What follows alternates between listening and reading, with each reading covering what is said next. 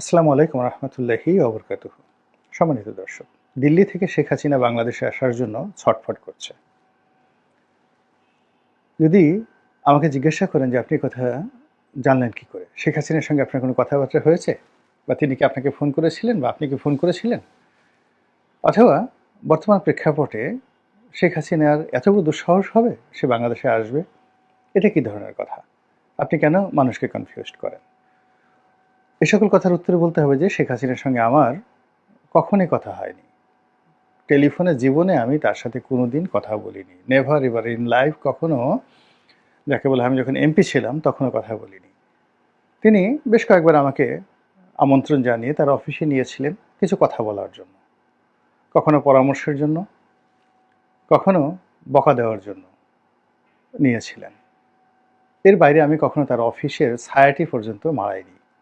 আমার যতদিন ক্ষমতা ছিল আমি নিজের জায়গায় থেকেছি। আমি কখনো গণভবনে যাইনি, কোনো দিন আমাকে দাওয়াত না করা হলে গণভবনে যাইনি।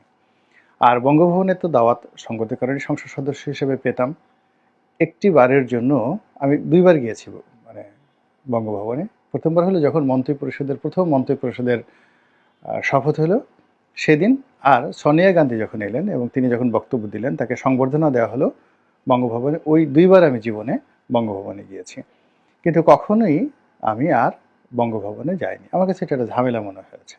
আরেকবার গিয়েছিলাম, সেটা হলো আব্দুল হামিদ সাহেব যখন প্রেসিডেন্ট ছিলেন, তখন আমার এক বন্ধু হঠাৎ করে আবদার করে বসলো। আমি বললাম যে ওনার সাথে আমার খুব ভালো সম্পর্ক, তো উনি বললেন যে আমাকে একটু বঙ্গভবনে নিয়ে যান। তখন আমি তাকে নিয়ে গিয়েছিলাম। এই সাকুল্যে ৩ বারের মতো আমি বঙ্গভবনে গিয়েছি। অথচ ৫ বছরে রাষ্ট্রীয় যে অনুষ্ঠানগুলো আছে সেই অনুষ্ঠানে ৫ বছরে অ্যাটলিস্ট ২০ থেকে ২৫ বার আমি এবং আমার স্ত্রী বঙ্গভবনে যাওয়ার জন্য আমাদের নিমন্ত্রণ ছিল। আমরা কখনো যাইনি, আমার স্ত্রী একবারের জন্য যায়নি। অনেকে নিজেদের বউ নিয়ে, বাচ্চাদেরকে নিয়ে প্রধানমন্ত্রী যায়, সঙ্গে যায়, ছবি তুলে, নেতাদের সঙ্গে ছবি তুলে। কিন্তু কেন জানি আমার আওয়ামী লীগের কোনো নেতার সঙ্গে কোনোদিন একটা সেলফি তোলা হয়নি, ছবি তোলা হয়নি। বিভিন্ন অনুষ্ঠানে হয়তো অনেকে ছবি তুলেছেন অনেকের সঙ্গে, সেটা তাদের কাছে আছে, আমার কাছে এই ধরনের কোনো ছবি নেই। জিল্লুর রহমান আছে ৩য় মাত্রার, তিনি মাঝে মধ্যে অনুষ্ঠান করতেন, তার ছেলের জন্মদিন, মেয়ের জন্মদিন বেশ ঘটা করে করতেন, বাংলাদেশের সবাইকে দাওয়াত দিতেন। তো এরকম তার অনুষ্ঠানে আমার স্ত্রী সন্তানদেরকে নিয়ে একবার গিয়েছিলাম। ওখানে দেখলাম যে তোফায়েল সাহেবের সঙ্গে আমার কিছু ছবি তার ক্যামেরাম্যান তুলেছে এবং পরবর্তীতে আমাকে আবার সেই ছবিগুলো দেওয়া হয়েছে। এছাড়া আমার বাইরে আওয়ামী লীগের আর কারোর সঙ্গে, শেখ হাসিনার সঙ্গে তো নয়, কোনো ছবি নেই। আমার অফিসে কোনো ছবি নাই, নিজের ছবিও নাই।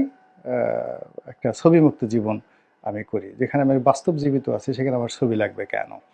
তো এই কারণে বললাম এই কথাগুলো যে শেখ হাসিনার সঙ্গে আমার যোগাযোগ অতীতে ছিল না, বর্তমানে নেই, আর আগামী দিনেও হওয়ার কোনো সম্ভাবনা নেই। কেননা আমার মতো মুখ কাটা বা ঠোঁট কাটা যারা লোকজন আছে, যারা নাক উঁচু লোকজন আছে, তারা সাধারণত উপযাচক হয়ে কোথাও যায় না।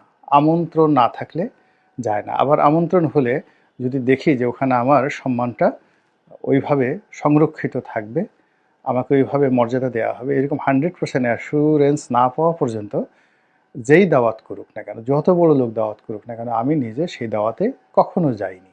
ফলে আমার সামাজিক জীবন, পারিবারিক জীবন কেবলই মাত্র নিজের কেন্দ্রিক, সেখানে থাকি। তো আপনারা বলতে পারেন যে তাহলে আপনি এত কথাগুলো বলেন কি করে? এই কথাগুলো বলার কতগুলো মাধ্যম আছে। প্রথমত হলো আই এম ওয়েল কানেক্টেড। সমাজের সকল স্তরের মানুষের সঙ্গে আমার যোগাযোগ আছে, টেলিফোনে যোগাযোগ আছে। অনেক মানুষ আমার অফিসে আসেন, অনেক বড় বড় মানুষ আসেন। আবার সমপর্যায়ের আমার যারা বন্ধুবান্ধব আছে তাদের সঙ্গে আড্ডায় বসি, এক টেবিলে বসি, সেখানে আলাপ আলোচনা হয়। আলাপ আলোচনার মধ্যে অনেক যাকে বলা হয় সত্য বের হয়ে আসে, গোপন বিষয় বের হয়ে আসে। দ্বিতীয়ত আমি পড়াশোনা করি, পত্রপত্রিকা পড়াশোনা করি, সামাজিক মাধ্যমে যথেষ্ট সময় কাটাই, এবং যে সকল বই পুস্তক পড়লে মনের দরজা খুলে যায়, কল্পনা এবং চিন্তার জগৎ খুলে যায়, এবং পরিবেশ পরিস্থিতি অনুধাবন করা যায়, সে সকল বই আমি সেই ক্লাস 6-7 থেকে পড়াশোনা করে আসছি, এখন পর্যন্ত পড়াশোনা করি। এরপর আমি ব্যক্তিগতভাবে একটা চরিত্র মেনটেন করি, একটা বিশ্বাস এবং একটা চরিত্র, ক্যারেক্টারিস্টিক্স বলতে যা বোঝায় সেটা একান্ত নিজের ব্যক্তিগতভাবে সেটা মেনটেন করি। পৃথিবীর সমস্ত লোভ দিয়ে, লালসা দিয়ে আমাকে আমার এই চরিত্রর বাইরে কেউ নিতে পারেনি, আমার বাবা নিতে পারেননি, স্ত্রী সন্তান কেউ নিতে পারেনি। একটা চরিত্র মেনটেন করি।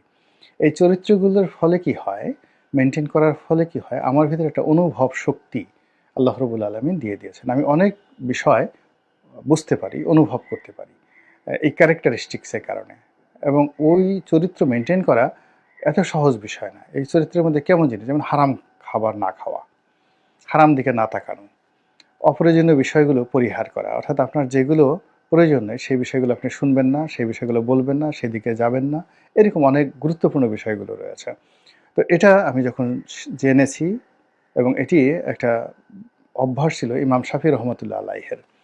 তো এই অভ্যাসটা করার ফলে আল্লাহ আমাকে অন্য যে কোনো বান্দার, এই জমানার যে কোনো বান্দার চাইতে আমার স্মরণশক্তি আল্লাহ বাড়িয়ে দিয়েছেন এই আমলগুলো করার কারণে। আপনারা যদি এটা করতে চান তাহলে করতে পারেন। অর্থ হলো যে আপনার জন্য যা কিছু প্রয়োজন নয় এরকম কোনো কিছু আপনি করবেন না, চিন্তা করবেন না, আর মন্দ চিন্তা করবেন না, তাহলে আপনার স্মরণশক্তি বৃদ্ধি পাবে। ফলে আমি যা কিছু দেখি সেটা আমার মনে থাকে দীর্ঘদিন, এবং সেই কথাগুলো আমি বলতে পারি। অনেকে অবাক হয়ে যান যে আপনার এতগুলো মনে থাকে কি করে। মূলত ওই আমলের কারণে। এই আমলটা আমি শিখেছি মিশরে গিয়ে। ইমাম শাফি রহমতুল্লাহ আলাইহের মাজার যখন আমি জিয়ারত করতে গিয়েছি, তখন এক দল স্কলার ছিলেন আল্লাহ আজহার বিশ্ববিদ্যালয়ে, তারা এই জিনিসটি বললেন। সেটা অন্য একটা প্রসঙ্গ। এরপরে এই অভ্যাসগুলোর কারণে আমার যে পাঁচটি ইন্দ্রিয় আমাকে সাহায্য করে, পঞ্চেন্দ্রিয় সাহায্য করে। আমার শ্রবণ শক্তি, আমার চোখ, আমার চামড়া, আমার অনুভূতি সহযোগিতা করে। ফলে অনেক অনাহত বিষয় থেকে আমি নিজেকে রক্ষা করতে পারি। এবং অনেক 10 বছর 15 বছর আগে আল্লাহ রবুল আলমিন আমার জীবনে আমাকে একটা সুযোগ করে দেন যে আমি 10 বছর পরে যে দুর্ঘটনাটি ঘটবে তার থেকে আমি 10 বছর আগেই নিজেকে আলাদা করতে পারি। ছোট্ট একটা উদাহরণ দিই। ধরুন 2014 সনে আমি আওয়ামী লীগের রাজনীতিতে কোন পর্যায়ে ছিলাম, শেখ হাসিনা এবং শেখ রেহানা আমাকে কি পরিমাণ স্নেহ করতেন, তারপরে জয় পুতুল থেকে শুরু করে তাপস পরশ, ওই পরিবারে যারা লোকজন ছিলেন প্রত্যেকটা মানুষের সঙ্গে আমার কি পরিমাণ সম্পর্ক ছিল, আওয়ামী লীগের যারা শীর্ষ নেতৃত্ব আছেন তাদের কাছে একটু জিজ্ঞাসা করে দেখতে পারেন। তো সেই আমি, যেখানে সালমান এফ রহমান সাহেবের মতো মানুষকে সঙ্গে কেউ এটা টু শব্দ করতে সাহস পেত না, তার মতো মানুষের সঙ্গে আমি একেবারে শেষ দিন পর্যন্ত প্রতিযোগিতা করে চলেছি। তো সেই প্রতিযোগিতায় আমি যে জেলে গিয়েছি, এটা আমি ইচ্ছা করে জেলে গিয়েছি, কিন্তু আমার অপশন ছিল জেলে না যাওয়ার, অনেকগুলো অপশন ছিল, কিন্তু না, আমি জেলে গিয়েছি, এটা আমার ইচ্ছা করি আমি জেলে গিয়েছি। তারপরে জেল থেকে বের হয়ে আমি আর পার্লামেন্টে যাইনি, এবং 2014 সনে আওয়ামী লীগের মনোনয়ন পর্যন্ত কিনিনি। এই যে আওয়ামী লীগের মনোনয়ন কিনিনি 2014 সনে, 2024 সন পর্যন্ত এই 10টি বছর 11টি বছর আমাকে বিভিন্ন কথাবার্তা শুনতে হয়েছে। কিন্তু আমার মনের মধ্যে সবসময়ই একটা ইতিবাচক ধারণা ছিল যে আমি সঠিক পথে আছি, একদিন না একদিন সবাই অনুশোচনা করবে আর আমি তখন বিজয়ী হব। এখন চিন্তা করুন যে আমি যদি আওয়ামী লীগের এমপি থাকতাম, মঞ্চে থাকতাম, অথবা ধরেন একেবারে 14তে আমাকে মনোনয়ন দিল না, 18তে দিল না, কেবলমাত্র আমি আওয়ামী লীগ করতাম, এই কারণে আমার যে অবস্থাটা থাকতো, আমি কি এখন আপনাদের সামনে এইভাবে কথা বলতে পারতাম? এই যে বিষয়টি, এটি আল্লাহ রাব্বুল আলামিন আমাকে দিয়েছিলেন সেই 2014 সনে, যার কারণে আমি একটা কঠিন সিদ্ধান্ত নিতে পেরেছিলাম। এভাবে জীবনের ব্যবসা বাণিজ্য, পরিবার পরিজন, ছেলে মেয়ে, অনেক গুরুত্বপূর্ণ সিদ্ধান্ত আমি 1 মিনিটে নিয়েছি, যেটি অনেকে হয়তো 2 বছর 3 বছর চিন্তা ভাবনা করেও পারেনি। তো সেই অনুভব থেকে, এই যে একটা অনুভব, সেই অনুভব থেকে আমার কাছে মনে হচ্ছে যে শেখ হাসিনা বাংলাদেশে আসার জন্য ছটফট করছে। এমনকি তিনি যদি সুযোগ পান তাহলে দিল্লির যে নজরদারিতে তিনি এই মুহূর্তে আছেন, কঠোর নজরদারিতে আছেন, সেখান থেকে তিনি পালিয়ে হলেও বাংলাদেশে ঢুকবেন, এবং বাংলাদেশে ঢুকে তাকে যদি মরতে হয়, লোকজন যদি তাকে পাড়িয়ে মেরেও ফেলে, এটা তিনি জানেন। তার বাবাকে মেরেছে, তার পরিবারকে মেরেছে, তাকেও মারতে পারে, এটা তিনি জানেন। তারপরেও তিনি বাংলাদেশে আসার জন্য ছটফট করছেন।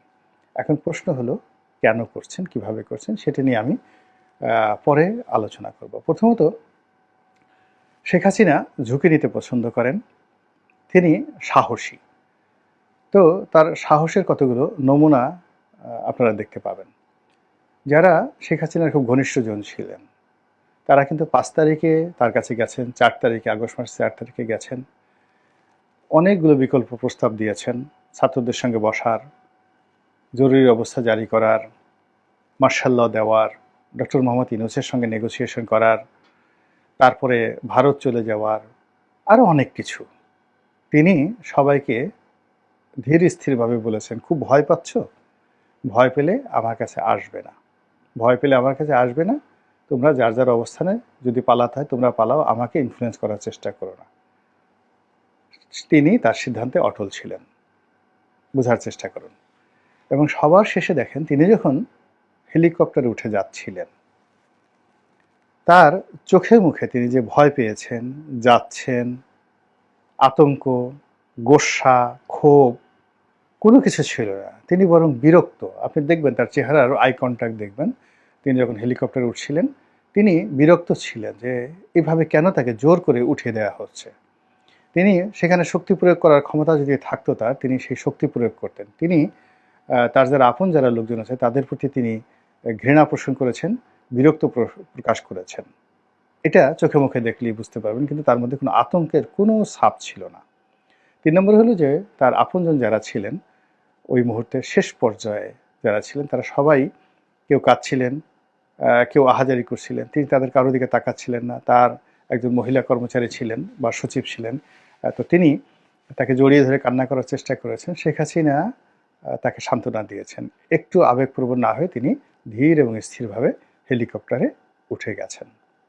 তো এই যে তার যে সাহস, এই সাহস তিনি যখন নিরাপদ, অর্থাৎ এতটা বিপদের মধ্যে, যেখানে বলা হচ্ছে আর 20 মিনিটের মধ্যে জনগণ গণভবনে ঢুকে যাবে, এবং চারিদিকে তখন গণভবনে ঢোকার জন্য, দেয়াল ভাঙার জন্য তখন পিটানো হচ্ছে। আপনি গিয়ে দেখবেন যে গণভবনের অনেক ওয়াল ছিদ্র করা। তো সেই শব্দ শেখ হাসিনা শুনতে পাচ্ছেন, চারিদিকে লোকের আওয়াজ শুনতে পাচ্ছেন, কিন্তু তখনও তিনি ধীর স্থিরভাবে উঠে যাচ্ছেন। এটা একটা চারটিখানি বিষয় নয়। তার বাবারও এরকম সাহস ছিল। তাকে যখন গুলি করা হলো তার পূর্ব মুহূর্ত পর্যন্ত তিনি বীরের মতো দাঁড়িয়েছিলেন। যারা বলে যে তিনি ভয় পেয়ে পশ্চিম পাকিস্তানে আশ্রয় নিয়েছেন, তাদেরকে বলবো যে তাকে যারা গুলি করেছেন তাদের নিকট শেখ মুজিবুর রহমান, বঙ্গবন্ধু শেখ মুজিবুর রহমানের সাহস সম্পর্কে জানার চেষ্টা করেন। একজন মানুষ, তিনি আলটিমেটলি জেনে গেছে যে তার সন্তানকে মেরে ফেলছে, স্ত্রীকে মেরে ফেলছে, পরিবারের সবাইকে মেরে ফেলা হয়েছে। একেবারে হি ওয়াজ দ্য লাস্ট ম্যান, এক ব্যক্তি। ওই অবস্থাতে পাঞ্জাবি পরে, লুঙ্গি পরে, হাতে তার যে পাইপ সেটা ধরিয়ে পাইপ টানতে টানতে মনে হয় যেন কিছু ঘটে নাই। তোমরা কারা, কেন এসেছো, এত বড় সাহস, আমি দেশের প্রধানমন্ত্রী, আমার ঘরে এসেছো। আপনি আমি ওই অবস্থায় হলে হেগে দিতাম ঠিক মতো রুমের মধ্যে, চোখের তলে পালিয়ে হেগে নিজের হাগু নিজে খেতাম। এখন বাইরে থেকে, দেশে থেকে যে সকল লোক শেখ মুজিবুর রহমানকে নিয়ে বাজে মন্তব্য করেন, তার সাহস নিয়ে, শক্তি নিয়ে, ওই লোকদেরকে যদি এরকম একটা অবস্থায় আয়না ঘরে নিয়ে চিৎ করে ফেলে দেওয়া হয়, মুহূর্তের মধ্যে দেখবেন যে পায়খানা করে দিয়েছে। তো কথা মুখ থাকলেই বলতে হয় না, বাস্তবতা হলো এরকম। এবং সেই যারা ছিলেন, মেজর মহিউদ্দিন, মেজর নূর, এই দুজন ছিলেন সেখানে। তারা অস্ত্র হাতে নিয়ে কাঁপছিলেন, খালি বলতেছেন বঙ্গবন্ধু স্যার, স্যার, স্যার, আপনি চলেন, আপনি চলেন। এবং 5 মিনিট সময় তিনি যদি পেতেন, মুহূর্তের মধ্যে ইতিহাস অন্যরকম হতে পারত। এই সময় শেখ ফজলুল হক মনির বাসায় হত্যাকাণ্ড ঘটিয়ে সুবেদার রিসালদার মসলিউদ্দিন তিনি ওই ভবনে ঢুকছেন। ঢুকে তিনি দেখেন যে বারান্দা দাঁড়িয়ে শেখ মুজিবুর রহমান বঙ্গবন্ধু গালাগাল করছেন, ধমকাধমকি করছেন, আর মেশিন গান হাতে নিয়ে 2 মেজর কাঁপছে। তো তিনি, হি ওয়াজ এ সিরিয়াল কিলার, তিনি এই পরিস্থিতি বুঝতে পারেন। তিনি আর বার্গেনিংয়ে না জড়িয়ে ইউ ব্লাডি এই কথা বলে তিনি ওপেন ফায়ার করে দিলেন সঙ্গে সঙ্গে 1 সেকেন্ডের মধ্যে। এই হলো মূল কাহিনী। তো যে লোক অস্ত্রের সামনে দাঁড়িয়ে এইভাবে কথা বলতে পারে, সে পাকিস্তান আর্মিকে ডেকে নিয়ে পুরো স্ত্রীর পুত্র সন্তানকে অরক্ষিত রেখে তিনি পাকিস্তানে পালিয়ে যাবেন, এর সাথে নির্বোধ চিন্তা আর পৃথিবীতে হতে পারে না। যা হোক, শেখ হাসিনা সেই বঙ্গবন্ধুর কন্যা, সেই বঙ্গবন্ধুর কন্যা। তো কাজেই তার সাহস নিয়ে দুনিয়ার সব মানুষ সন্দেহ পোষণ করতে পারে, আমি সন্দেহ পোষণ করব না। আমি নিজে দেখেছি আমাদের দক্ষিণাঞ্চলে, আগুনমুখা নদী আছে, একটা জায়গা আছে, 5টা নদীর স্রোত সেখানে গিয়ে ভয়ঙ্কর একটা অবস্থা তৈরি করে। আগুনমুখা নদী, সেই আগুনমুখা নদীর সেই জায়গাতে এখনো মানুষ বড় লঞ্চ দূরের কাছে জাহাজ নিয়েও যেতে সাহস পায় না। আমি একবার সেখানে যাচ্ছিলাম অনেক দূরে, আগুনমুখা নদী যে জায়গাটাতে ওই গোল চক্করটা হয়, মানে যেখানে গোল হয় তার থেকে বহু দূর দিয়ে সোনারচরে যাচ্ছিলাম। আমি যখন শুনলাম যে কাছাকাছি আগুনমুখা, আমার ভয় লাগলো। কিন্তু শেখ হাসিনা সেই বর্ষাকালে সেই আগুনমুখা নদীর ওই জায়গা দিয়ে স্পিড বোট নিয়ে লাইফ জ্যাকেট ছাড়া তিনি ওইখান থেকে পার হয়ে গেছেন। ওই গলাচিপা 10 মিনার বিস্তীর্ণ চর অঞ্চলে সেই বর্ষাকালে তিনি স্পিড বোট নিয়ে তিনি সেখান থেকে ঘুরেছেন। This is Sheikh Hasina. তো কাজেই তাকে যারা চিনেন না তারা তাকে নিয়ে অনেক কথা বলতে পারেন। খালেদা জিয়ার এরকম সাহস আছে। খালেদা জিয়া সে সাহসীটা আর একটা ব্যাপার, সেদিন আর একদিন বলবো। তো আমি যেটা বলছি যে তিনি সেখান থেকে আসার জন্য ছটফট করছেন এবং তিনি আসার মতো তার সাহস আছে, শক্তি আছে, এবং 111-এর সময় তিনি সেই কাজগুলো করেছেন। তিনি সমস্ত দেশ জাতিকে, মঈনুদ্দিন ফখরুদ্দিনকে চ্যালেঞ্জ জানিয়ে, সমস্ত রাষ্ট্রশক্তিকে চ্যালেঞ্জ জানিয়ে বাংলাদেশে এসেছেন এবং বাংলাদেশে এসে তিনি গ্রেপ্তার বরণ করেছেন। এগুলো এক। 2 নম্বর হলো তিনি আসতে চাচ্ছেন কেন?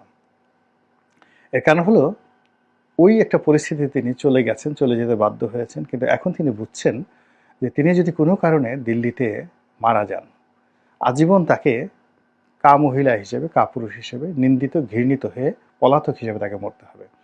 তিনি যদি বাংলাদেশে জোর করে আসে ঢুকেন, গ্রেপ্তার বরণ করেন, লোকজন তাকে মেরে ফেলে, তারপর তার যদি ফাঁসি হয়, তবুও তিনি বহু মানুষের কাছে বীর হিসাবে, রাষ্ট্রনায়িকা হিসেবে তিনি বেঁচে থাকবেন। তো তার এই জীবনের শেষ পর্যায়ে এসে তিনি এই কাজ তিনি করতে পারেন না। থার্ডলি হলো দীর্ঘদিন ধরে, বিশেষ করে 75-এর 15ই আগস্টের পরে তার মধ্যে একটা বিশ্বাস জন্ম নিয়েছে। আল্লাহ রাব্বুল আলামিন তাকে বাঁচিয়ে রেখেছেন নির্দিষ্ট কিছু কর্ম করার জন্য। যতদিন পর্যন্ত তিনি সেই কর্ম না করবেন ততদিন পর্যন্ত তিনি মরবেন না। যারা তার আপনজন তারা জানেন যে তিনি সেই বিশ্বাসটা ধারণ করছেন, এবং এখনও দেখেন যত কথাবার্তা বলে সব কথার মধ্যে তিনি সেই হুঙ্কারটা দেন যে আল্লাহ আমাকে বাঁচিয়ে রেখেছেন বিশেষ কিছু কর্ম করার জন্য। তো এই বিশ্বাস যতক্ষণ পর্যন্ত একটা মানুষের থাকে, সে 20 বার 25 বার পরাজিত হলেও তার জীবনে কিছু আসে যায় না। এরপর তার উপর অতীতে যে জুলুম চলেছে, অত্যাচার চলেছে, কষ্ট চলেছে, 75-এর পরে তার জীবনে যে দুর্বিষহ যন্ত্রণায় গেছে, 21শে আগস্টের গ্রেনেড হামলা তার উপর যেভাবে হয়েছে, চট্টগ্রামে যেভাবে তার উপর সরাসরি গুলি করে 18 জন মানুষকে মেরে ফেলা হয়েছে, এরকম অসংখ্য ঘটনা, কিংবা কর্নেল ফারুক, কর্নেল রশিদ যেভাবে লোক পাঠিয়ে 32 নম্বরে সরাসরি তার বাড়িতে গিয়ে ঢুকে গুলি করে, সেদিন যদি তিনি থাকতেন, ভাগ্য ভালো যদি থাকতেন, তাকে মেরে ফেলার জন্য লোক পাঠিয়েছিল কর্নেল ফারুক এবং কর্নেল রশিদ। এর সাথে জমানাতে তারা এমপি হয়েছিলেন। তো সেই পরিস্থিতিগুলো তিনি মোকাবেলা করেছেন। কাজেই সেই পরিস্থিতির তুলনায় বর্তমান যে পরিস্থিতি, এটি তার কাছে নস্যি। আগে যে সকল বিপদ তিনি মোকাবেলা করেছেন, অর্থাৎ বিএনপির মতো একটা প্রচণ্ড শক্তিশালী দল তাকে অ্যাবান্ডন করার চেষ্টা করেছে, এরশাদ তাকে করার চেষ্টা করেছে, তো সেই জিয়াউর রহমান সাহেব তাকে করার চেষ্টা করেছে, তার এগেনস্টে বর্তমান ছাত্র জনতা, ডক্টর ইউনূস তার কাছে নস্যি। কাজেই তিনি আসার জন্য ছটফট করবেন এবং তার মনে একটা আশা থাকবে যে তিনি বিজয়ী হবেন। এবং যেহেতু তিনি যে কাজগুলো করেছেন, গোপন কাজগুলো করেছেন, সেই গোপন কাজগুলো যেমন খুন খারাপই আছে, তার সঙ্গে সঙ্গে ভালো কাজগুলো আছে। তো একাকী তিনি যখন চিন্তা করেন, তার গোপন কুকর্মের সংখ্যা যদি বেশি হতো, তিনি বড় কথা বলতে পারতেন না, কেউ পারে না।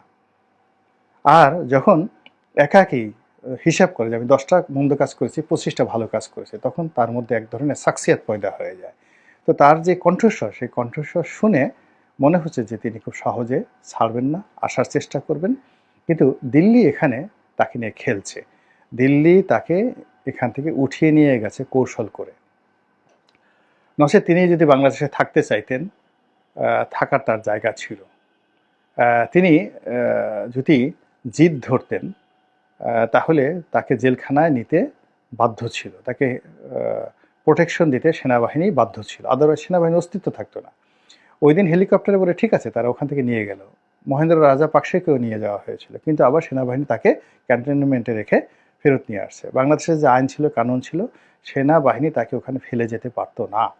তো তাকে যে কৌশল নেওয়া হয়েছে বিদেশে, এই নেওয়ার পেছনে অনেক নাটক ছিল, অনেক কৌশল ছিল, অনেক চক্রান্ত ছিল। যে চক্রান্ত রাতারাতি তিনি একা ওই মুহূর্তে মোকাবেলা করতে পারেননি, এবং সেই চক্রান্তের অংশ হিসেবেই কিন্তু এখন তাকে হাতে রেখে দিল্লি বার্গেনিং করছে। বিএনপির সঙ্গে বার্গেনিং করছে, ডক্টর ইউনূসের সঙ্গে বার্গেনিং করছে, শেখ হাসিনার সঙ্গে বার্গেনিং করছে, আওয়ামী লীগের সঙ্গে বার্গেনিং করছে, এবং শেখ হাসিনা এই সুযোগটা দিতে চাচ্ছে না।